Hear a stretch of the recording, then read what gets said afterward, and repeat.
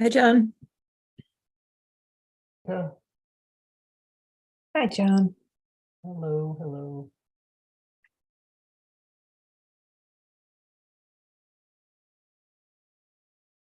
Hi, Cheryl. Thanks for joining us.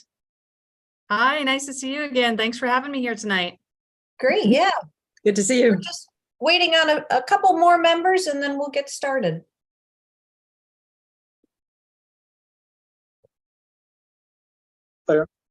Hi, John Duza. Hi, John.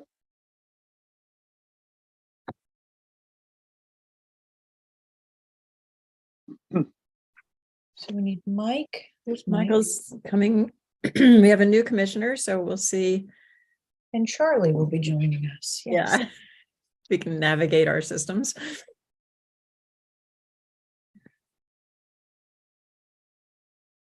Hi, Michael. Howdy.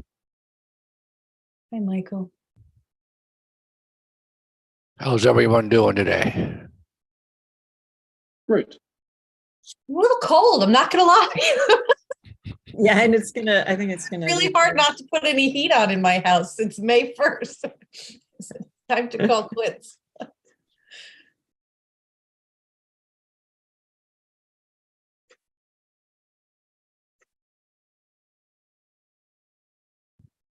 And Aaron, I don't know if Steve mentioned to you or not, but he's has a conflict this evening, so I'll be covering this one by myself. Okay.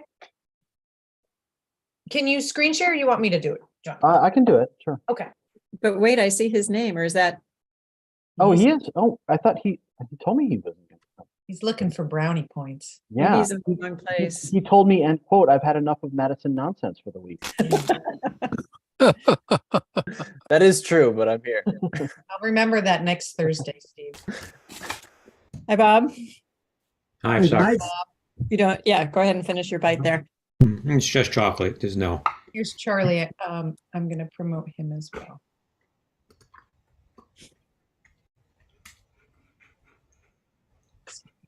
Okay, here he comes.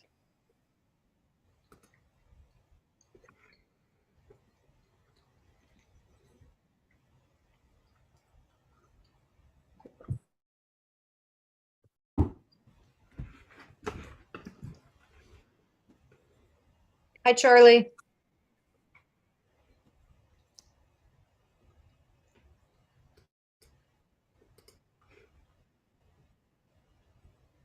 Here he goes. A minute or two just so we can see everybody and hear everyone. I see everybody. It took me a few minutes to get on though. Hi, Charlie. Do you have a camera, Charlie, or no? Yes, I do. I was just wondering why it's not turned on yet. But it will get there. Oh, wait a minute. It's turned off. There we go. All right, Madam Chair, I'll start recording if you wanted to. start. Great. I'd like to call this May 4th, 2023 meeting of the Madison Planning and Zoning Commission to order and introduce our new member, Charlie Walls. Welcome, Charlie. Maybe at the end of the meeting, you'll have a chance to tell us a little bit about you, but I think since we have everyone else here, it would be great to get started with our plan of conservation and development update. John, would you like to? Do you want to start, Aaron? I'm sorry. Do we want to have Cheryl talk a little bit first, or do you want to go? Oh, right. I'm sorry. I should have introduced Cheryl. So Welcome. yeah, we had mentioned briefly that we would do just a little recap of things. okay. I don't know if that's helpful for you, Cheryl, to hear that ahead of talking, or if you'd like to go first. We can shuffle. I would love to hear a recap, and I can either go first and I'll stick on for the recap, or John, if you would like to recap, that might be a nice sort of setup and lead into the strategic plan. Okay, sure. So where we are right now, so the ever-changing lineup of the Madison Planning and Zoning Commission has for the last couple of months been going through a process of establishing a vision for the plan of conservation and development, which in Connecticut is a 10-year master plan, land use primarily master plan, charged to the Planning Commission, or in this case, the Planning and Zoning Commission, and they're required to update it every decade. This is the Planning and Zoning Commission, and we are approaching our 10-year deadline, so they are updating it.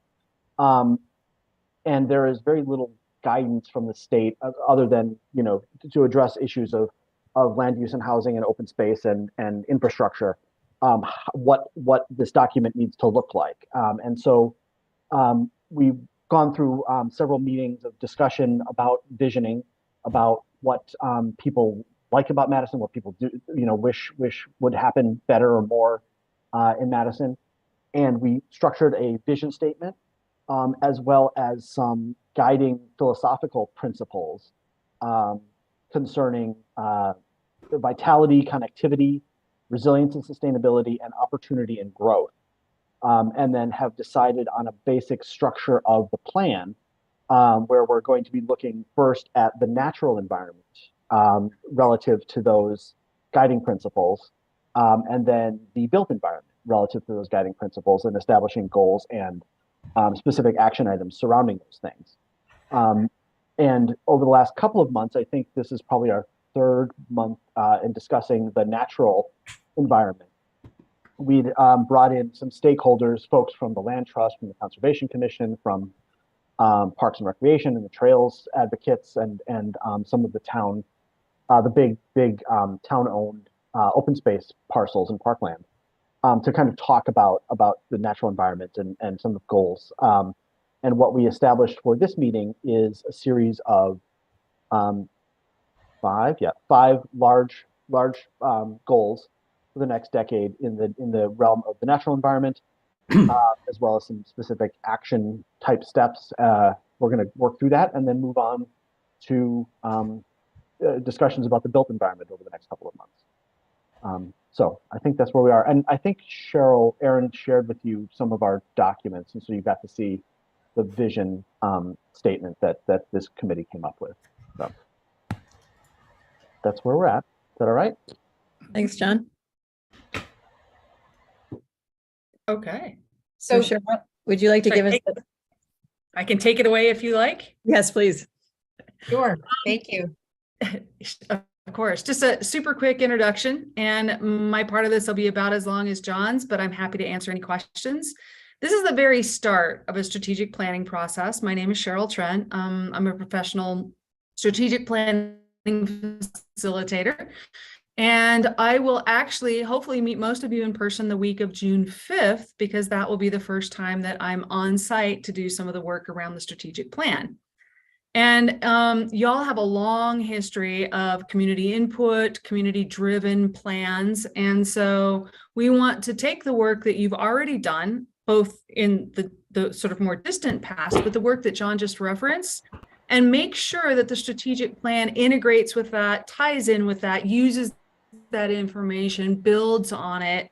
But strategic plans are very different than POCDs, or this, as I'd call it, a sort of a master land use and growth plan for the community. It's a very different approach, but it's one that can easily complement. And I just wanted to run you through a death by PowerPoint, right? But I just wanted to run you through a PowerPoint really quick to help maybe illustrate some of the things that we're going to be using in the strategic plan. And I would love the Planning and Zoning Commission to be a very deep part of this. So Aaron, can you nod your head if you can? Now we're there. Okay, now we're there. Yep, All we right, see it. Perfect. Great, thank you. So those of you that have done strategic planning, we're going to be using a process that follows these sorts of steps in a fairly straightforward manner. I'm not going to bore you with all the steps we're doing, but I'm happy to answer any questions. You can call or email me.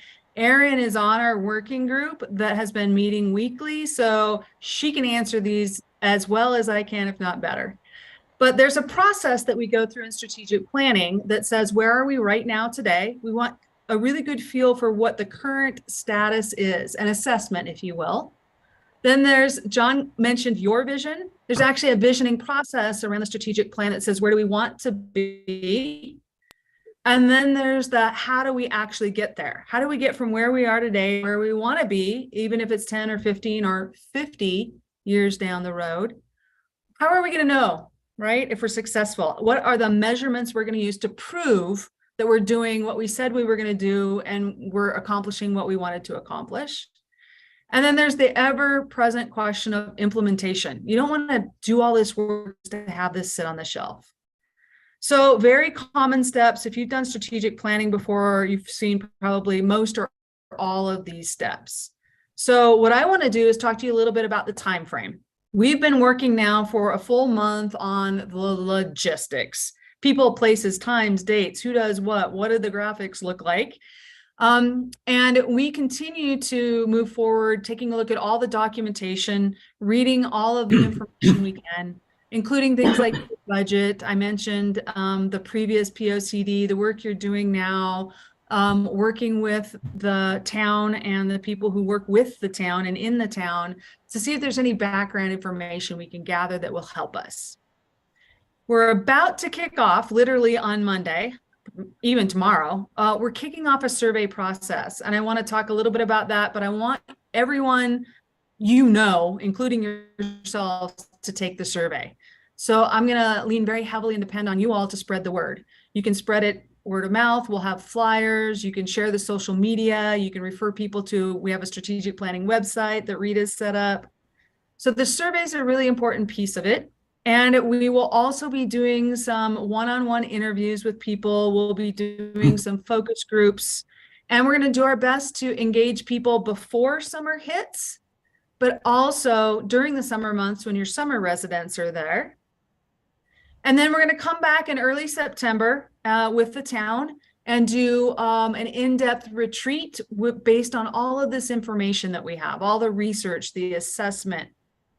Then we're going to do the implementation work, and it all wraps up around the end of October with the town council and the board of selectmen, hopefully approving and adopting all of the work that we did.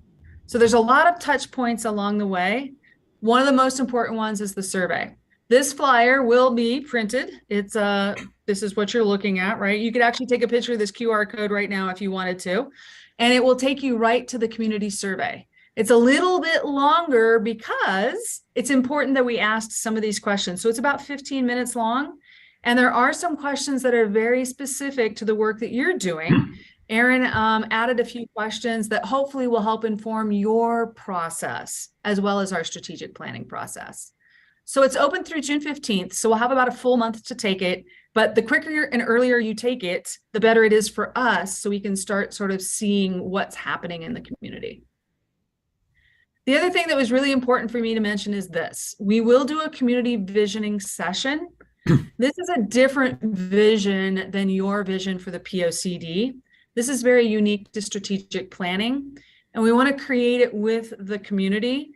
We'll have flyers on this. We'll send out invitations. We'll post it on the website, social media, but you heard it here first. We're meeting on the night of June 6th.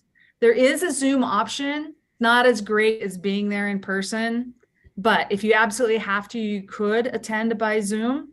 Be about 2 hours, and we will create this vision for the community as it relates to strategic planning. So John mentioned this. Erin was kind enough to give me, back in 2019, the strategic plan vision statement and your draft POCD statement. So you can, let me move this out of the way because it's probably in the way. There we go. So you can see they're two very different things.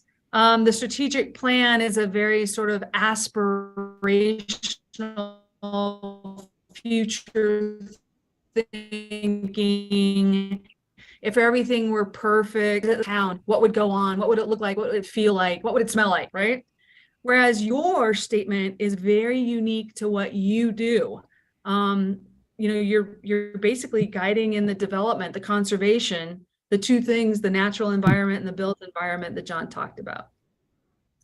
So that's what we're up to. That's our timeline. I will stop sharing.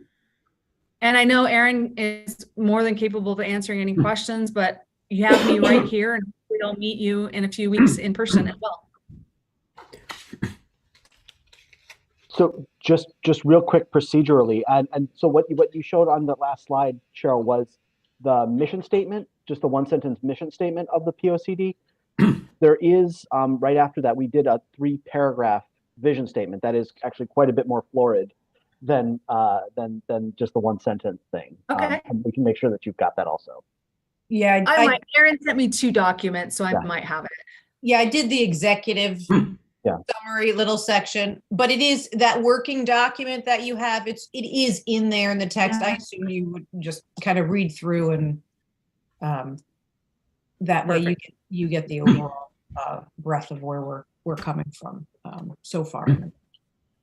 Okay. Cheryl, Thank you. this is Bob Reinhardt. I have a question. Hi. It's been puzzling me. How do we reconcile having 2 different vision statements and 2 different goals for the same town? I'm not sure how it seems like the POCD is coming ahead of the town's strategy or vision, and I don't quite understand why. So I'm new to all this, so I'm trying to figure out the process. It's a great question. And I will tell you this, every community I work in has something like your POCD. They might call it a comprehensive plan or a master growth plan, but every one of them has it. And it's very unique to the development, the land use of the town. What's going to be open space? What will be commercial? What's going to be residential? Where are we going to build our apartment complexes versus our single family? But it's a big picture guide to how the town is going to grow and develop.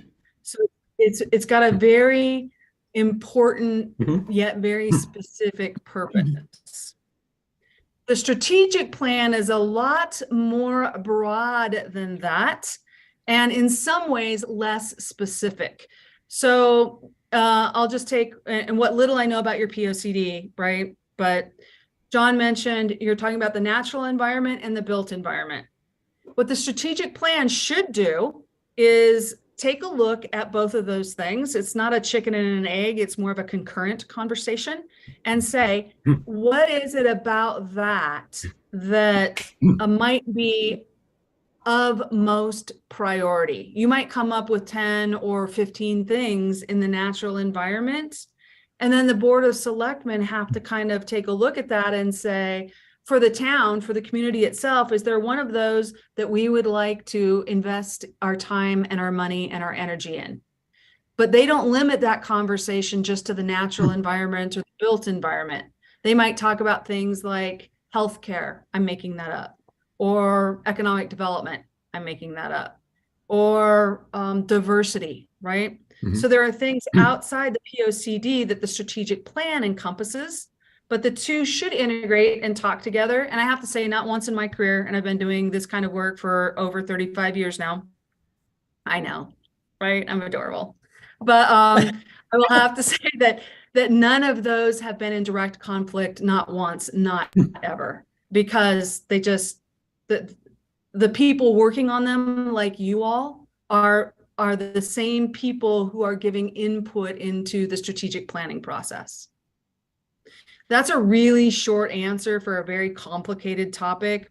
So I hope that helped a little, but I'm happy to, I have written information on this, documents and handouts too, that might be helpful for you. It helps a little, but it just comes across as an extremely inefficient process. If we outline where we should put the apartment buildings that we decide are a good idea, and they're going to be 10 stories tall, and they should be downtown, and the town says, no, we'll never have apartment buildings.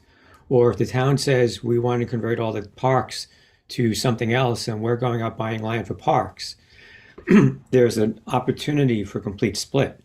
And I'm curious how you knit them together. or link them. I don't see how you can have 2 different strategies for a single town or organization. They're going to be in conflict. And then you'll end up with more work on both sides that doesn't come together. You said it perfectly in the beginning. What is Madison going to look like 10 years from now? What is the vision for the town to look like in 10 years? We need to understand that so then we can put the plans in place to control or at least influence how it's developed. Right? So I see a hand up, but what I want to do is take a moment and give you maybe a visual that might help. think of plans like buckets, okay? And these buckets are all being filled up, and then, you know, they're going to overflow at some point, but they all fill this beautiful pool. The pool is this community of Madison. You might have a bucket that's really unique to parks and recreation. You might have a bucket that's very unique to land use, POCD. You might have a bucket that's unique to economic development. How are we going to attract new business? You might have a bucket that's very unique to beach recreation. But all of those buckets fill the same pool. So you're right, it's critical that they don't conflict, but it's not, it may be that the Planning and Zoning Commission wants a 20-story apartment complex, and it may be that the Board of Selectmen says that's not going to happen. That's a very real possibility, but it's not because of it's not because your idea was a bad idea or because the Board of Selectmen's strategic plan said no 20-story buildings. It's because of the conversation around you're talking about really specific land and growth issues. The strategic plan is talking about how is the community going to develop economically? What kind of people are going to live? Right there is exactly, it's a better point than the apartment building. That was a bad example. If the strategic plan wants us to develop more strongly economically, Madison does not have a lot of business. We don't have very large business. We have a lot of shops and all. If the goal of the town is to develop an economic center, a business center, a place with 20 acres of facilities, you can't have that in a plan if it's not reflected in the POCD, because it won't happen. So that's what I'm trying to get to, is how do we make sure that we're putting in place the mechanisms to allow the realization of the strategic plan? I'm afraid of us undercutting it or overstepping it. I understand, and I understand your concerns. And I think it's great to have those expressed and out on the table. It's what I call unintended consequences, so that we make sure that doesn't happen. But I'm certainly hoping your POC doesn't get done and then y'all never talk about it again until 10 years from now. Certainly the strategic plan is not built that way. The strategic plan is built to be an adaptable and flexible document. We have no idea really what's going to happen 5 years from now. We certainly didn't predict COVID in any of the strategic plans I did 5 years ago.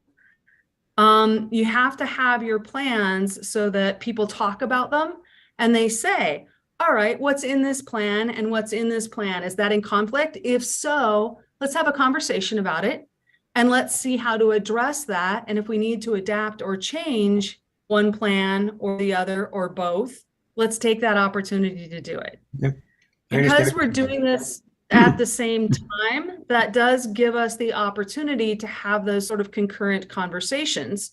And really, because this plan is, both plans are community-driven plans, the strategic plan possibly more so than the POCD, you'll really have a chance to see what the community envisions. But I find it's pretty rare that this group of people doesn't already know what your community wants and needs in a growth and land use plan. And Mr. O'Connor, you've been super patient. So I want to skip over to you with your hand up over there. You might need to take yourself off mute though. That's a good idea. I think, okay. I'm a little confused. You use the word we a lot, like where we want to be. And I'm a little confused. The strategic plan for whom or what? How are you defining the community operationally? This is not an organizational focused strategic plan. This is not a strategic plan for the organization of the government of the town of Madison. This is a strategic plan for the community of the town of Madison as it relates to the services that the town provides. So it is limited in the box of the services that the town can either provide or the ability that the town has to influence or leverage something else. but this is not focused on how the town does business. This is focused on how the community, what they want and what they expect as we move into the future. Does that help? Yeah, it does a little bit, but who's the they? The community, And how do you define the community? the people that live, work, reside, summer, if they're academic, residents, the youth, every single person that has a stake in the town of Madison. You might live here as a summer resident. You might live here as an academic resident. You might be a business owner, but you live outside. You might be a landowner, but you live outside. You might be the owner of a home that's rented and you don't live here at all, but you come from time to time. So it's anyone who really has a stake in the town of Madison has an opportunity to give input into this plan.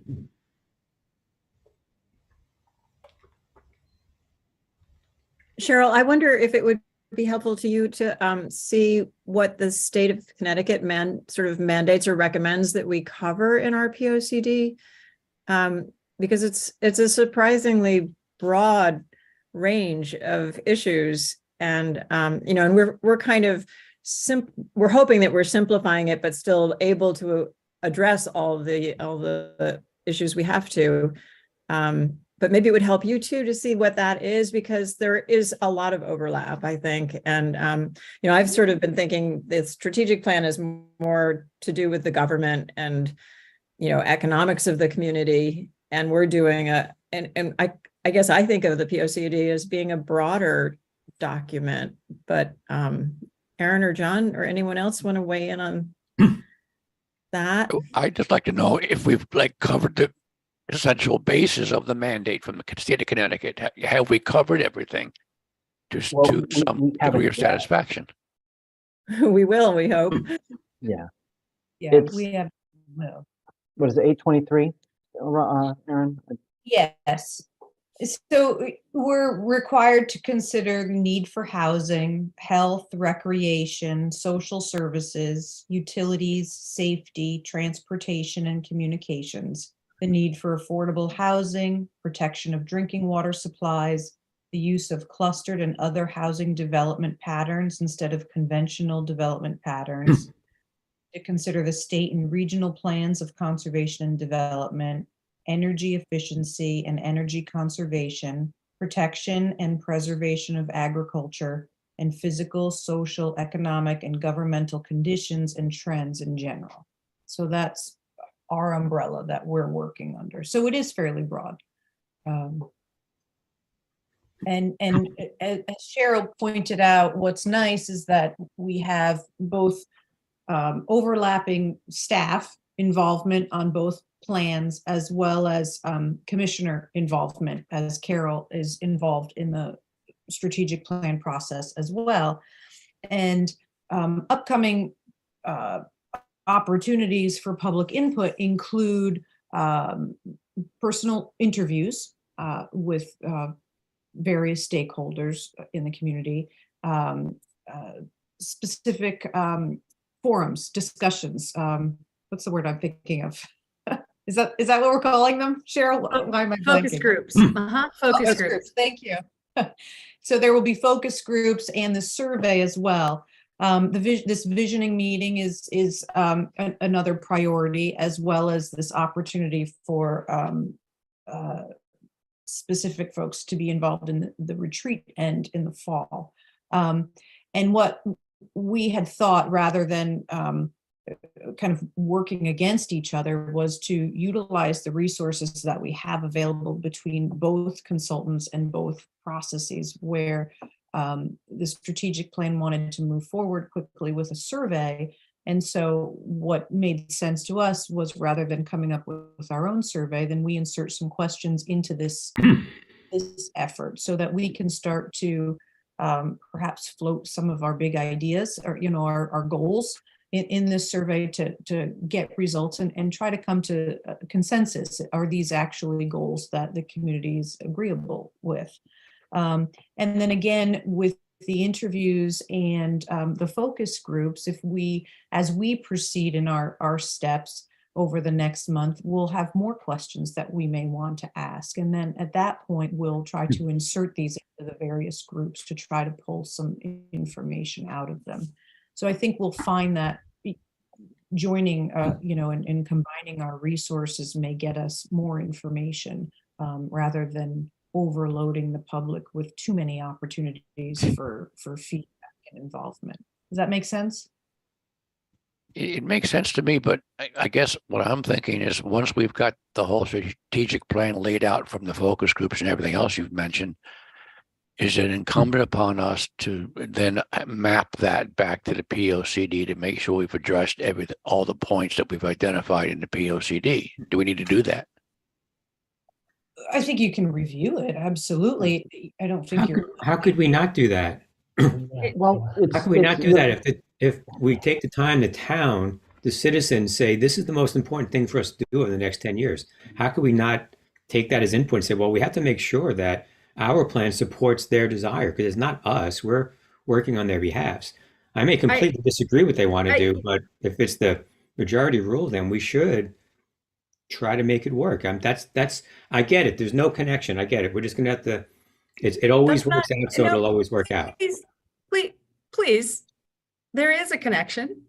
I think I started the conversation around the connection by saying that they are connected. They're two unique focus pieces, but they are very much connected.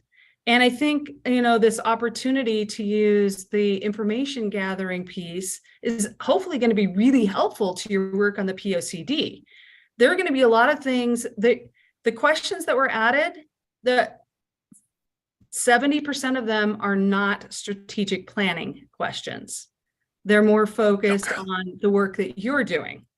So I hope that's really helpful to do exactly what you said, Mr. Reinhardt, which is to take that information and work that into your POCD. What the strategic plan does is it's intended to be a prioritized roadmap for the future in a much bigger picture than the POCD will be. Much bigger. So the way you get detailed about that is the implementation side. So if there's anything around growth as it relates to land use or development, typically strategic plans refer back to the POCD. They say, yes, growth and development is very important to us. And the goal here is we're going to implement the POCD, right? That's how the strategic plan ties into the POCD, because the work that you do is so unique and specific to growth and development. It's not something a traditional strategic plan would ever reach that level of contemplation. So they're 100% tied. I don't want anybody to leave this meeting not thinking that the strategic plan and the POCD are inextricably linked. They have to be, otherwise it doesn't make any sense. The reason I was shaking my head is because the strategic plan information, a lot of it won't have anything to do with the POCD whatsoever. It's going to talk about things that have nothing to do with the POCD. And a lot of the information we're gathering because of the POCD, that hopefully you'll be able to use it. And I think Aaron mentioned a little bit of a hurry. That's one of the reasons we were in a little bit of a hurry, was to try to give you the information you needed within the next month or month and a half or so you could use it. I understand. I understand the process. Just fine. I was just looking to understand it. Okay. I have lots of, obviously I didn't come expecting to get into this level of detail with you given your time tonight either. So I was underprepared for providing you with some graphics and some handouts that might've been really helpful. So that's my fault. I apologize. No, it's quite all right. I too have done strategic planning for many decades, and I've always come down to the core vision, which is what is it we're trying to achieve, and then everything we do focuses on that. And my only concern right now is that I see two visions being created in parallel, which, while they are going to be linked through conversations and such, they will be two distinct visions which may not be completely aligned. And with that, I see inefficiencies in how we develop the POCD and a lack of support for some of the things. I know the strategic plan will have a lot of things that have nothing to do with what we do. I just see the possibility for divergence here. But if you're saying it never happens, then that's fine. We'll go with that and we'll play it by ear. But I mean, looking at the POCD, it's got some very, very broad visions in it that go well beyond planning and zoning. And so I'm just concerned, that's all. And so I'll rely on the conversations that are going to occur and that we're going to represent everyone and it'll all just kind of work out. Well, I rely on people just like you all to make sure that divergence doesn't happen. You know, you mentioned you're an expert in strategic planning, which is awesome. I'm not an expert, I just done it a lot. Well, Not an expert. okay, so you have a great expertise, let's put it that way, in strategic planning, which can be super helpful here because you sit in a position that I'll never have, which is you're also an expert or you have expertise in the town of Madison that I will never have, right? I'm coming from the outside to guide a process. So I rely on you all. And that's really why it doesn't happen in my world, I think, Mr. Reinhardt. It just doesn't happen because people like you don't let it happen. We set the process up and we set the updating process and we set the reporting and the implementation process up in a way that it just doesn't happen. Okay, good. Thank you. But Bob, keep your questions coming, please, too. Oh, no, you can't stop me. You have to kick me off to stop me. Sorry. Just my DNA. We appreciate them engineer. because it brings good conversation. John, you have your hand raised? Yeah, Did you want to add? Yes, thank you. I just wanted to clarify a little bit. When I think Bob and Michael were talking about obtaining public input and then incorporating that back into the POCD specifically. And obviously, I think the commission would be certainly foolish not to. You know, it would be foolish to totally disregard public input or not revisit some of the goals that we've sort of tentatively established upon public input. This is not meant to be a binding referendum of public opinion.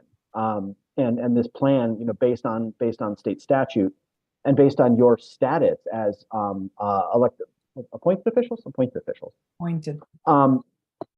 is to you know, consider public input very strongly, but put that through a filter of, you know, things like your state and federal mandates through Fair Housing Act and economic realities and environmental realities. And, you know, so the I'm sure if you put a question to the public, you know, should Madison stay fundamentally the same way it is, you know, most residents say, yeah, we like Madison to just stay mostly the same.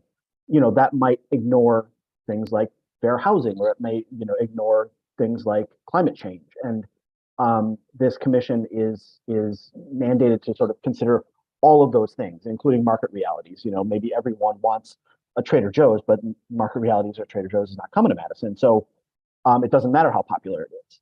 So it's not just you know, a popular preference document. So there are other things to consider, and you're charged to consider that full spectrum of things. So I just wanted to I didn't mean to suggest that. What I meant was whatever we come up with, if there's applicability to the POCD for something that comes out of the strategic plan when it's at some mature point, that we show how it satisfies some aspect of the POCD paragraph XYZ, whatever that is. That's my only point. And there will still be some things in the POCD I'm sure we have not addressed by the strategic plan, and then by then we'll be able to see what that is. That's my core point, and I think Bob would probably agree with me. Yeah, and my follow-up to John's comment on public opinion, this notion of, quote, what the community wants on a typical issue, 50% of the community couldn't care less. You know, doesn't want anything one way or another. A sixth will favor option A, a sixth will favor option B, and a sixth will favor option C with different amounts of intensity in their preferences. So my point is that, you know, do we want to cede the land back to Guilford I don't think that would be popular. But except for, for so many issues, the community, yes, it's important to get input, but to think somehow that there's a unified voice and everybody wants the same thing, except that we basically like things in Madison, is unrealistic. And we need to make judgments, but do listen to what the public says. It doesn't matter if we have an issue that they're, half couldn't care less and the others are divided.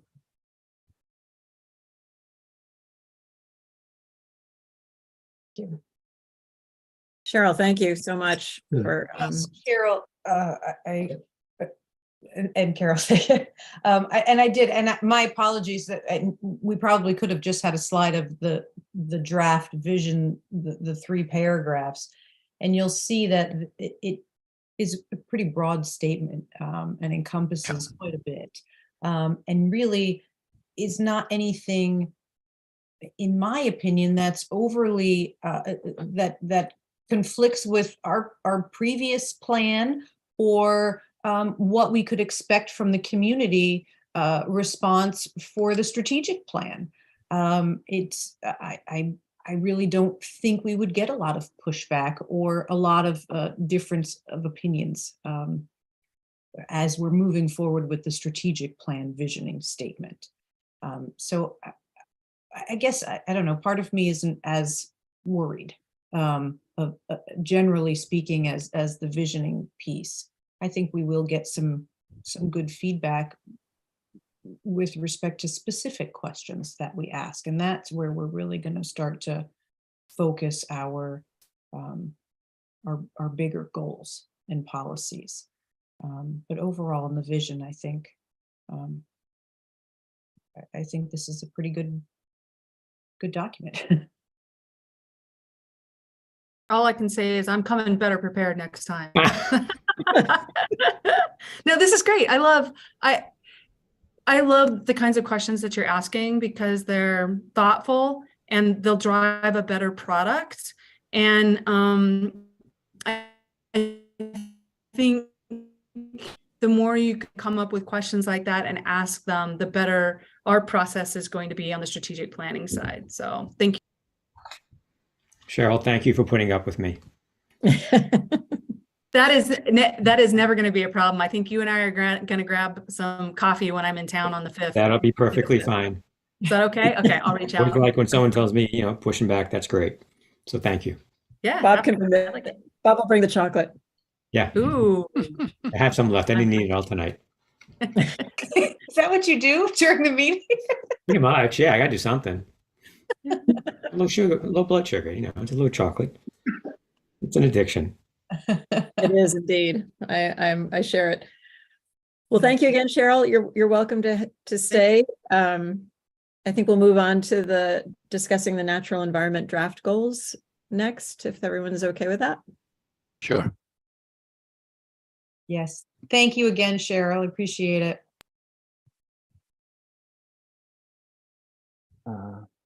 Oh, she's already gone.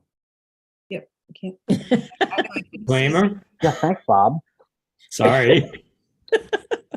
You're next, John. As soon as Aaron Oh, gets boy. the authority to bounce people from these meetings, we're gonna be good.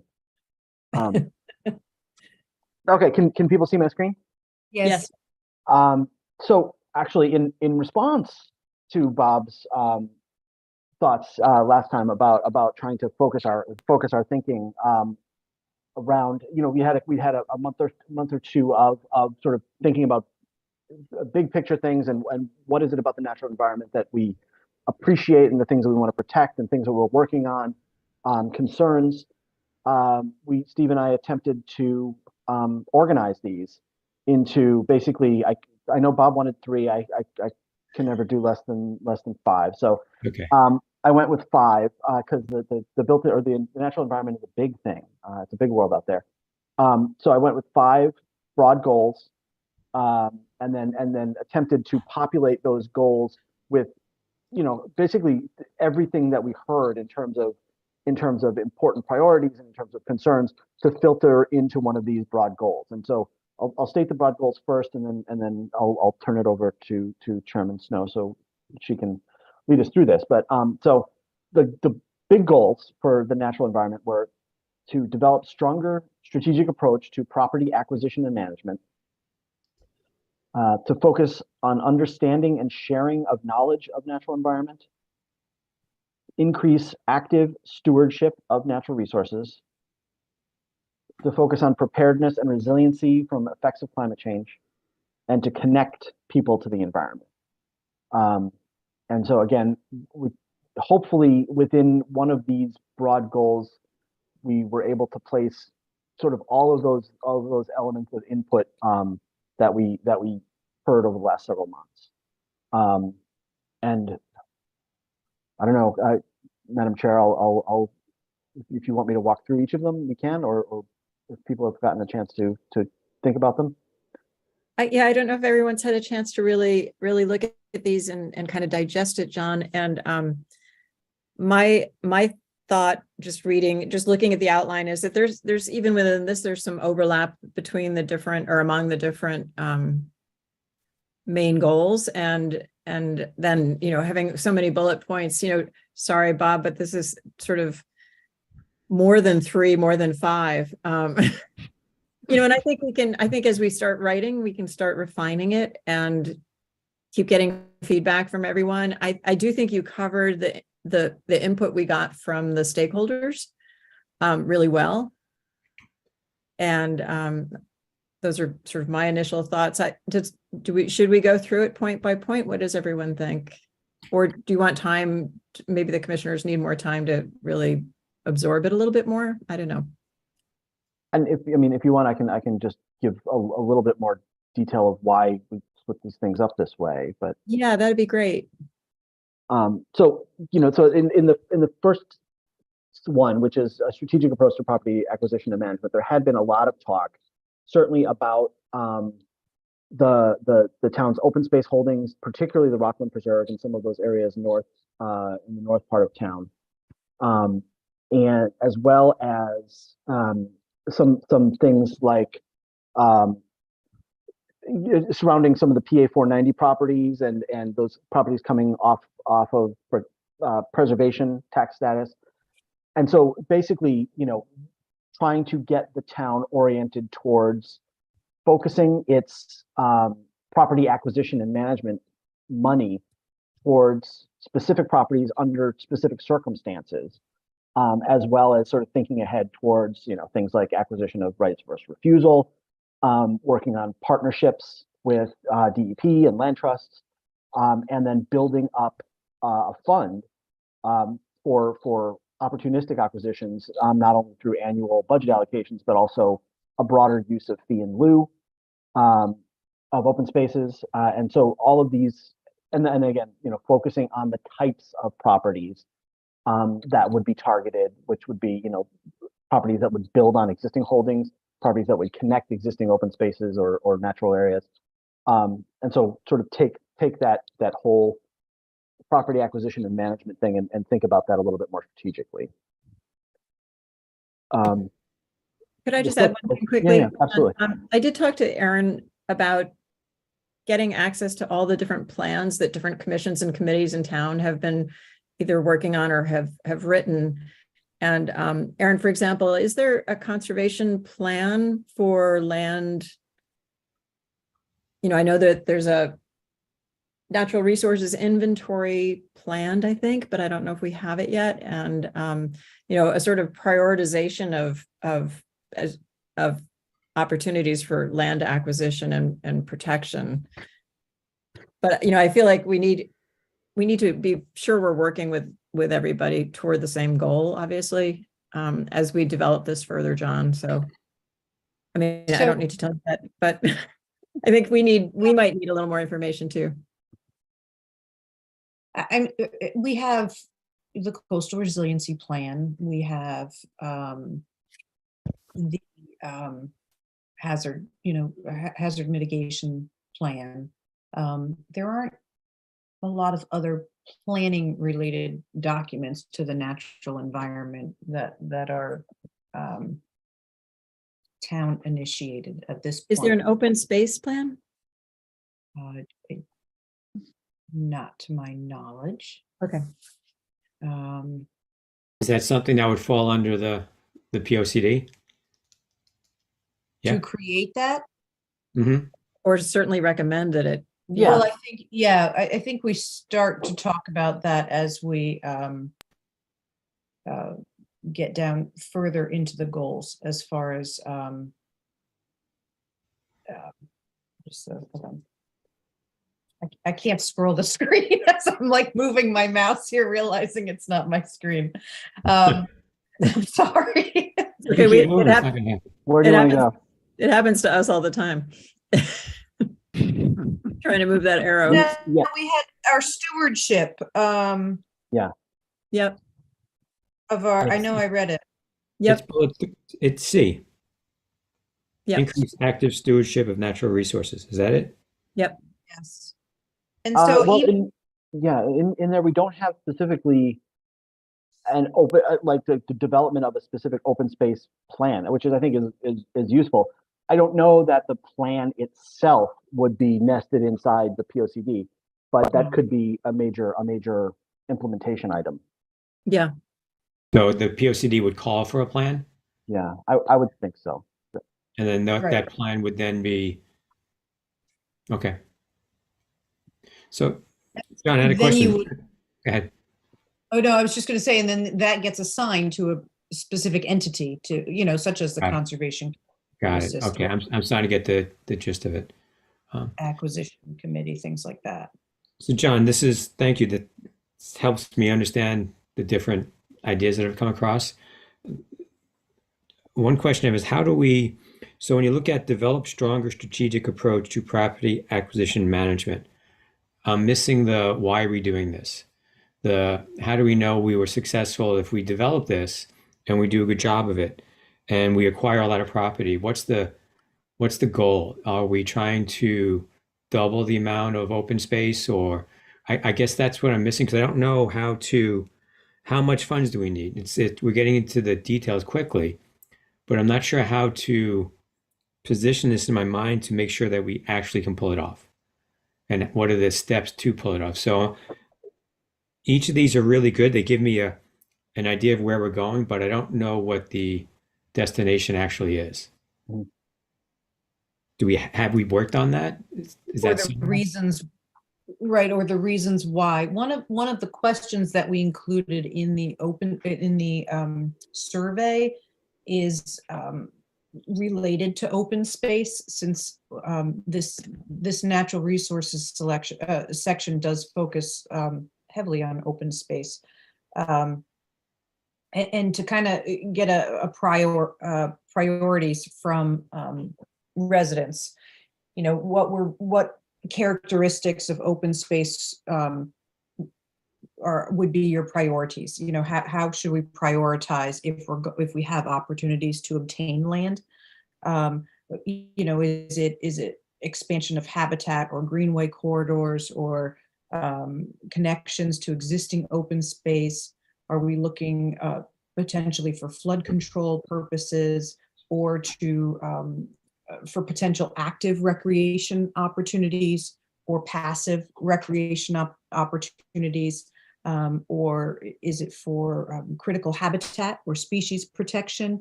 Trying to get some feedback we've heard from various stakeholders. These ideas really are pieces of the feedback that we received during our public input sessions with the various natural resources stakeholders. Mhm. And so now we need to see if this is, if these are the broader goals, really, if they're supported. Erin, I see Heather Crawford is here and she has her hand raised. Is there a way to? Yeah, we can, hold on a second here. Pull her over. Yeah, I can move her over. That's fine. I didn't see that as and Steve has his hand raised as well. Yep. Steve Maddock. And while you do that, what is passive recreation? Tanning? Non-motorized hiking, Okay. walks, Thank And you. it's not, you know, a baseball game. It's, you know, It's a park, Okay. hanging out. Change now. Hi, Heather. Hello, thank you all for upgrading me. I was watching and just saying that there are a variety of very ancient management plans that are probably sitting in hard copies for example, for the Rockland Preserve. And there was a very ancient document that the Conservation Commission put together on analyzing and prioritizing properties for open space. Be happy to share all of those with you all for the purpose of this. And there's the historic, there was actually a property acquisition committee that spun out, which was unfortunately became static very quickly because of conflicts between the membership. But yeah, I just wanted to be able to weigh in and say that there's some stuff that's hanging in the background that probably should be passed on.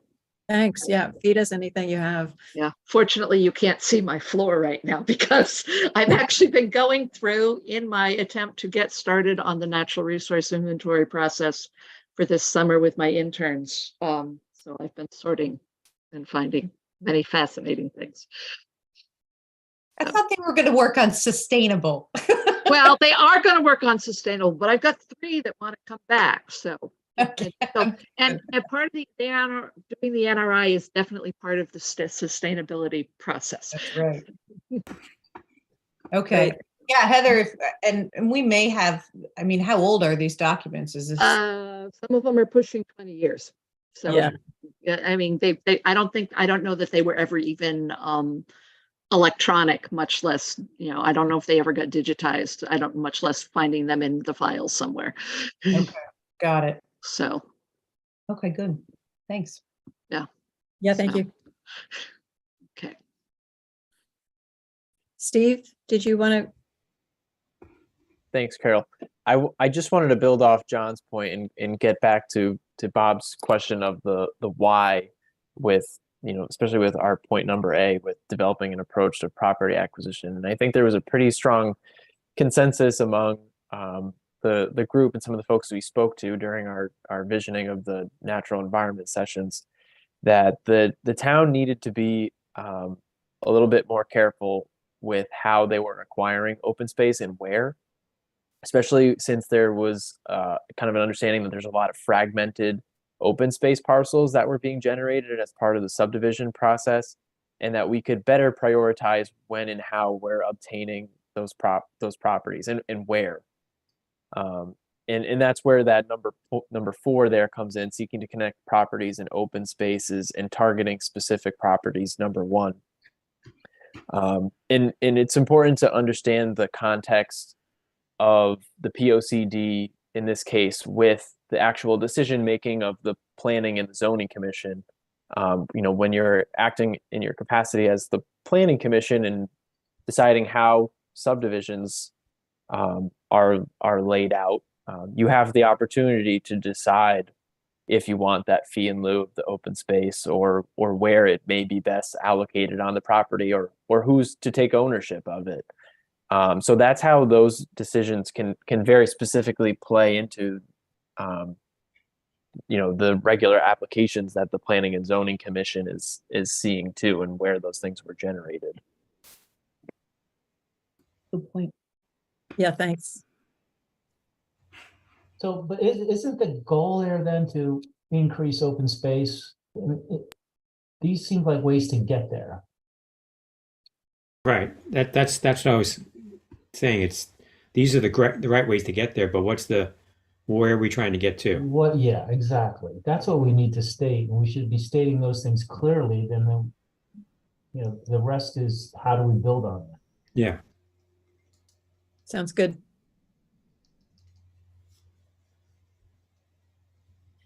So, Steve and John, will you be writing this up then after we review this evening, or if you need more feedback, we can provide more feedback.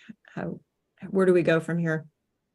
Yeah, so I mean, I obviously, more feedback would be awesome. And I think, and so to a certain extent, we're kind of writing this in pieces and somewhat from the inside out, because I think what I wanted to do with this meeting was basically to do what we could to synthesize all of that input and then categorize it into these sort of broad categories. The question of the what or the why that I think Bob and John were just asking are both much broader questions and much more specific questions simultaneously, which is a little bit tricky to figure out where we're going to go next, because I don't, I think the idea is,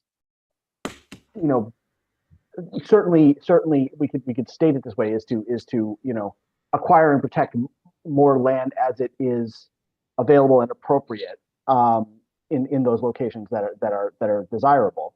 I don't think we're going to come up with we need to have 28% of the town, permanently protected, and it will cost us $53 million.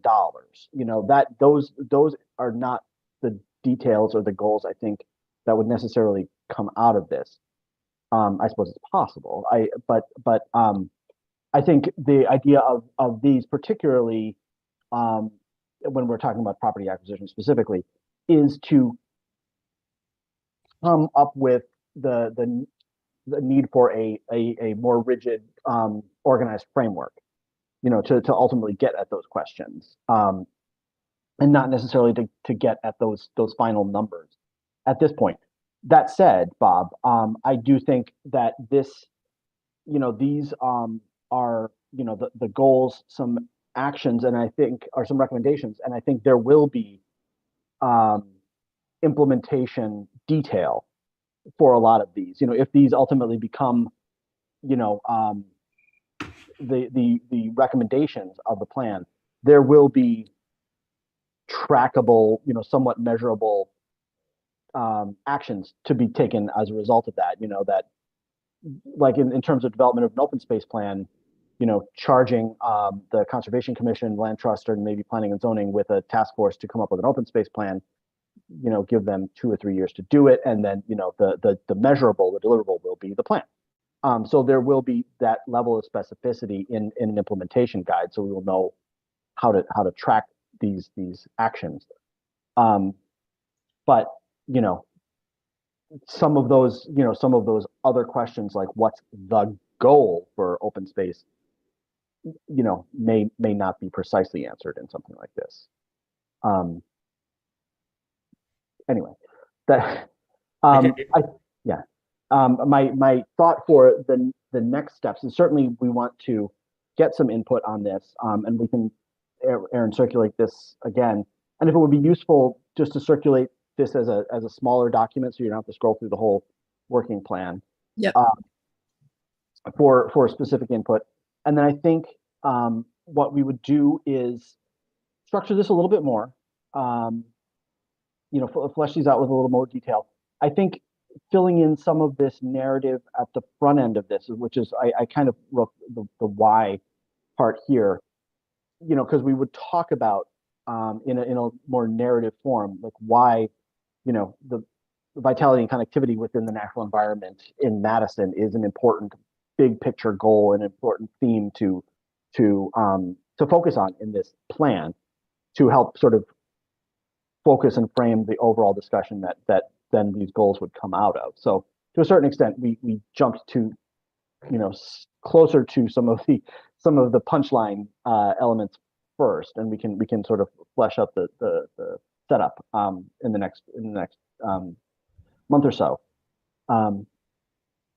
But so that's where I would think we would go next, and then I think following that, Aaron and Carol, if we wanted to start thinking about having conversations about the built environment, Yes. would be a good thing to start queuing up as well, so we can sort of repeat some of this exercise in that. I agree, and I think it is hard to to focus just on one without the other. And obviously, as we kind of proceed, we're going to be drafting and revising based on how it grows and develops as a document. I have to admit that I don't know if it's my academic side or my OCD side. I kind of have the urge to move things around, and and I could even see having it fall within our 3 paired themes there. I don't know if that would be helpful to you or just annoying. No, if you have a more interesting way to restructure this, that's great. Or just a different way, and we can see if it works or not. I just thought that might be an exercise to see how it fits, and also just to see if our document is moving forward in a rational way. Mhm. That'd be awesome. And I think this is great. I mean, I was really impressed at how much you pulled together since our last meeting. So thank you for that. Yeah, no, of course, and it's a good way to make sure that everything that was said was sort of heard and finds a place in this, in a way that makes sense. But yeah, I'm by no means is this the way it ought to be structured. So if Carol or if anyone else And anyone else, yeah, Yeah. exactly. But yeah, I'd be happy to just share this as a smaller document so that we can go from there. Really outstanding move ahead, John. Yeah. I'm sorry, I didn't get what it would be. Oh, Or I just said it's outstanding. It puts it together oh, nicely, okay, good. and it's a great place to move from. Great. And by Thank the you. way, you are adorable too. Well, thank you. Because you trimmed your beard. I did. I got a lot of strong and let's say negative feedback about it. So. Resiliency. Mhm. Resiliency. All right. Thank you, John. And Steve, did you have anything else you wanted to add, or is there anything else we should be providing or helping with? I think if people are get a chance to do some reaction maybe within the Word document, some input, that would be fantastic. So Okay, great. Yeah, In you the want Word me to document, cut track it out? changes kind of thing? yeah, I'm sorry. Okay, all right. I'm sorry. You want me just to cut it out into a 1-2-page doc and allow people to track? Yeah, comments? perfect. If you do that, thanks. Yeah. Aaron. And Sounds good. I'll include some other supporting plans with that. And maybe even the sheet that highlighted what folks said at the stakeholder meeting. So you could see how those are tied into these goals and how John incorporated all of those. Does it sound good to everyone? No objections? Okay, great.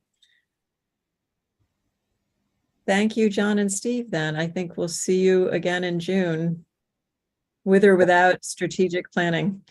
Okay, great. Thank you. Good night. Thank you. Thanks, John. Bye, Steve. Oh, I missed him. Okay, so next on our agenda are 3 pending applications. Aaron, I know we've tabled 23-05 14 New Road to May 18th and scheduled a public hearing for 23-11 the Post Road, 206 Post Road. Here, 23-15 CSP 200 Neck Road. Did we table it, or has it been tabled, or was it scheduled? It's scheduled for May 18th. Yes, so this, basically, it's been referred to DEEP. So we wouldn't be able to act on it till we, they asked for 35 days. And I didn't schedule anything for action this evening anyway, so that's why all the notes are tabled to May 18th. I think this was received at your last meeting, and so it was already scheduled for May 18th. Okay, great. Yeah. And then 2 new receipts. Yes, 8 Campus Drive, this is town campus. And the town is putting in geothermal well system. There was a previous plan that went before the Inland Wetlands Agency in the rear parking lot, and the plan has been modified And the wells are proposed in outside of the 100-foot upland review area now, in between town campus and the arts barn. And so that application will be a site plan modification. And they should be ready for May 18th to present to the commission. And the second one is 1321 Boston Post Road. This is the old Power Phone building next to Dunkin' Donuts, on the east side of Dunkin' Donuts. And they're looking to convert that building to an outpatient veterinary clinic, which is a special exception use, and it is in a coastal zone. So that will be a public hearing scheduled for June 15th. And near the dog park. Yeah, convenient. Hopefully, no reason to go to the outpatient from the dog park, though. Let's hope. Okay, great. That one, we should make a motion to schedule that public hearing, Madam Okay. Chair. Could I have a motion then to schedule a public hearing for 23-18, 1321 Boston Post Road? I'll provide a motion. Thank you. And a second? I'll second it. Second. All in favor? Aye. Okay. June 15th it is for that Excellent. application. Great. Okay. We have minutes to approve. John Duza. Sure. April 20th, 2023 Planning and Zoning Commission meeting. Members present were Snow, Duza, Reinhardt, Peckinpah, Morgan, and Bugda. Is there a motion for approval? Motion to approve. Thank you. A second? John Morgan seconds. Wonderful. Any comments or edits? I didn't see any. Vote to approve?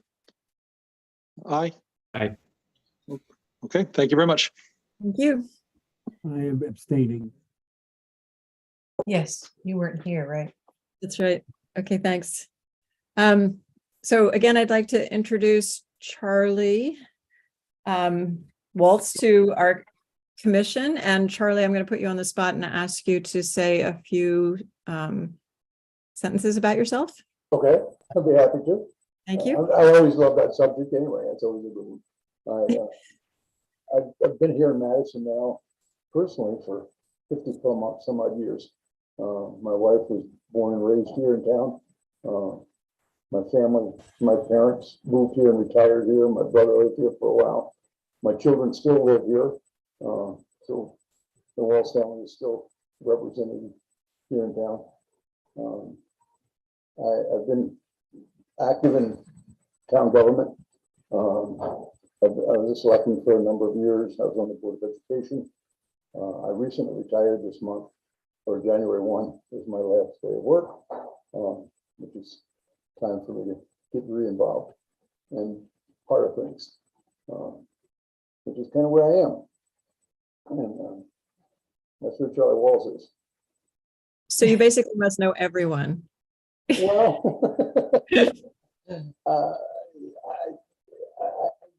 most of my friends have left. Yes, I do know a lot of people in town. We're deeply involved we've been involved in town. My wife works in town, my children work in town. So we do tend to, somebody in the family probably knows everybody. Comes close to it, one way or the other. Well, thank you for being willing to serve on the Planning and Zoning Commission. Thank you for inviting me. Erin, did you have any comments as town planner? No. Any other comments or questions or? I noticed that in the paper that the Winter Garden Club finally sold a couple of weeks ago. Yeah, it looks like it did. Closed. You can see how long it takes to receive an application. That's right. Will we be receiving an Okay. application to modify that building? Is that the way this process works? That's probably enough for another session or another meeting. Oh, yeah. Charlie, but Yeah, Yeah, the it'll be likely, rather detailed. the likely application would be for a planned development district a master plan application, which is a zoning map amendment. I think they're working on engineering currently, finalizing their site plans and their architectural drawings for the building.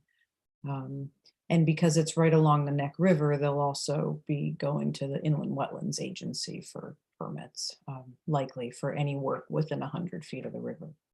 So Before it comes to us. yeah, the PDD could come before the actual regulated activity permit with wetlands, which I would assume. As a master plan, Erin? Yes, Yeah. that would happen. But it's a multi-step process that they're going to have to go through in order to occupy. But the So it'll be next year concept when we get a was, restaurant, not this the year. concept was a restaurant and residential units above. Right. Good question, and we'll see. All right, if there's nothing else, could I have a motion to adjourn? At Motion to adjourn. 8:14? Seems too early. Yeah, this is. Well, let me remind you, I'm not going to be here for the May 18th meeting, but that one may make up for tonight. John Dusa will be our fearless leader. He will, Good luck, indeed. John. Looking forward to it. Okay. Great. Okay, so we have a motion. Did we get a second? Did we? We did. Okay, all in favor? Bye. Great. Thank you, everyone, and welcome again, Charlie. Welcome, Charlie. Thank you very much.